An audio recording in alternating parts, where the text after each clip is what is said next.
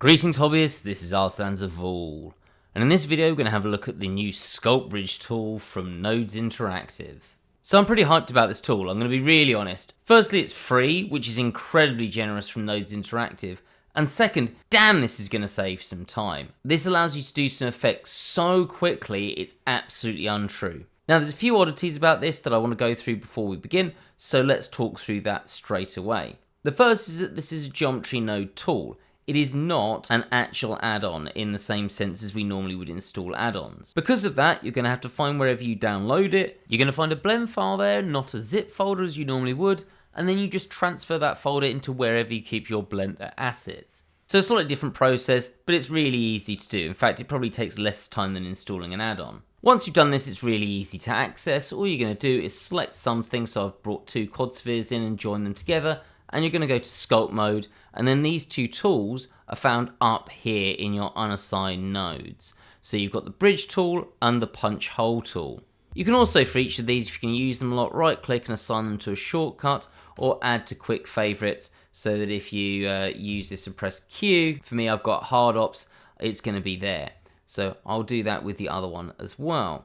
Your quick favorites will probably just have a simple tool if you don't have hard ops. So the way this works is really easy. I'm just going to bring out our tools here so we can see them. You're going to need the draw face sets tool, and the way this works is you just draw your face set and then you go to wherever you want it to connect to and draw your face set there, and then you're going to either come up here and press bridge tool, or you're going to come to your quick favorites here and click bridge tool, and it's going to bridge them, and that looks perfectly fine. But where this becomes really cool is the bottom left hand box. So you've got your options here, and the first thing you can do is either squeeze, so make it wider, or thinner, which looks really nice for sort of spindly bits. And the other one that's really important for me is the gravity tool, which makes this look, well, kind of goopy.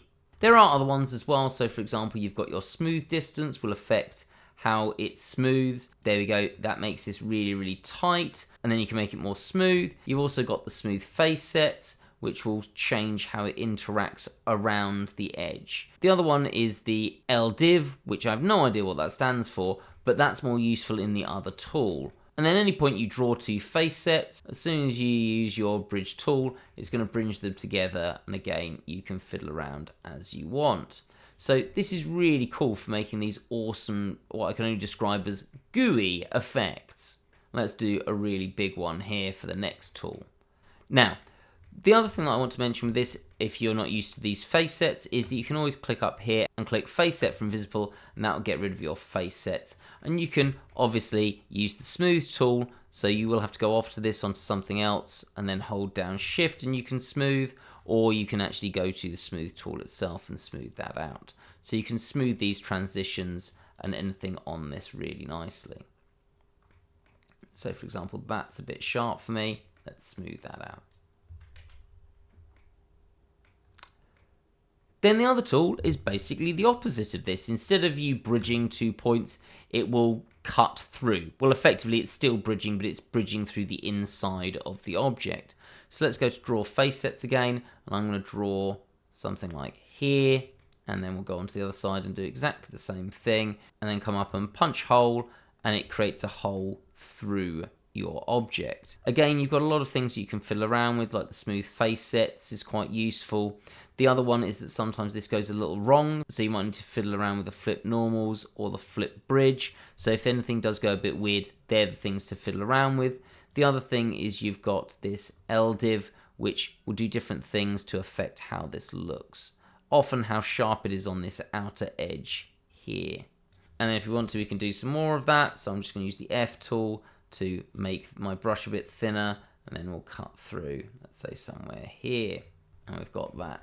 Now you can see this has sometimes a little bit of a twist to it, and again sometimes you can fiddle around with the different settings to be able to change that. So for example, smooth face sets is really useful for that. That looks way better. But I have found that with this generally does look better with a little bit of smoothing around the edges, just depending on what you want to get as your end result. The other thing I also quite like is the crease tool, set with a minus, and I often sort of crease in and then smooth out a bit to add a little bit more like it's pulling at some sort of muscle or the surface tension of this sort of gooey, stringy surface. And that works quite well. And then again, I'll increase the plus and do things like that. So they work quite nicely together to really enhance this effect, in my opinion. But it's just a matter of playing and finding out what you like the look of. So a really nice simple tool to add some effectively gooey sort of features or something that's a bit more stringy.